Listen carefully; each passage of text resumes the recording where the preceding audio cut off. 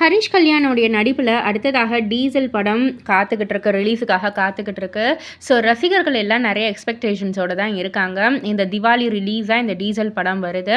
So இந்த ஒரு படம் வந்து ஒரு டிஃப்ரெண்ட்டான ஒரு ஜேர்னரில் இருக்கும். ஹரிஷ் கல்யாணம் வந்து ஒரு டிஃப்ரெண்ட்டான ஒரு ஜேர்னரில் வந்து நம்ம வந்து பார்க்கலாம் அப்படின்றது தான் எல்லார்கிட்டையும் நம்மக்கிட்ட வந்து ஒரு செய்தியாகவே இருக்குது. ஸோ இந்த படத்தில் நம்ம ஹரிஷ் கல்யாணோடைய பெயர் வந்து வாசு அப்படின்ற மாதிரி வந்து தெரிய வந்திருக்கு.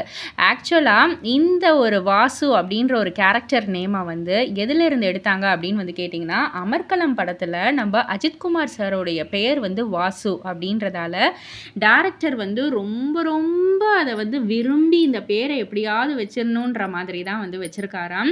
அவருக்கு வந்து ரொம்ப நாள் ஆசையும் கூடயாம் இந்த வாசு அப்படின்ற ஒரு கேரக்டர்.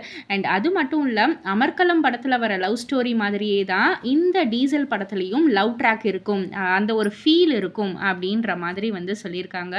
ஸோ கண்டிப்பாக ரசிகர்கள் மத்தியில் இன்னமும் எக்ஸ்பெக்டேஷன்ஸ் கூடியிருக்கு அப்படின்னே வந்து சொல்லலாம். இதை பற்றி நீங்கள் என்ன நினைக்கிறீங்க, உங்களுடைய கருத்து என்ன அப்படின்றத கீழே உள்ள கமெண்ட் பாக்ஸில் குறிப்பிட்டு சொல்லுங்கள். அண்ட் மறக்காமல் சினி வேர்ல்ட் சேனலை சப்ஸ்கிரைப் பண்ணி பக்கத்தில் உள்ள பெல் ஐக்கானை கிளிக் பண்ணிவிடுங்க.